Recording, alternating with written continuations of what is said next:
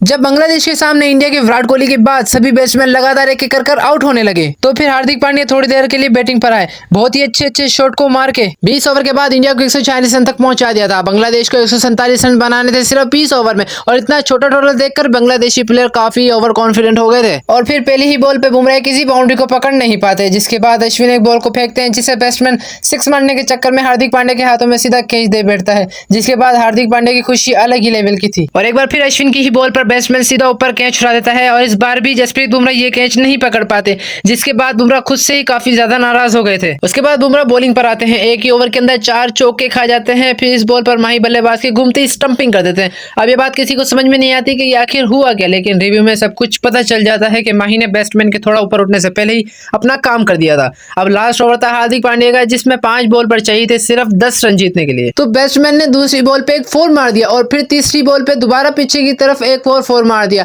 अब 3 बॉल पर चाहिए थे 2 रन। अब यहाँ पर इंडिया पूरी तरीके से हारने वाली थी। तभी चौथी बॉल बैट्समैन 6 मारने के लिए चक्कर में खेलता है और सीधा गब्बर शेखर के हाथों में शिकार हो जाता है। फिर चौथी बॉल फुल टॉस गिरती है, बैट्समैन दोबारा लालच करता है और ये भी सीधा जड्डू के हाथ में कैच चला गया। अब एक बॉल पर चाहिए थे 2 रन। तभी last ball Hardik Pandya batsman co dot फेंक देते हैं, लेकिन बैट्समैन रन लेने के लिए भागता है। दूसरी तरफ माही भी तेज भागकर इंडिया को जिता देते हैं।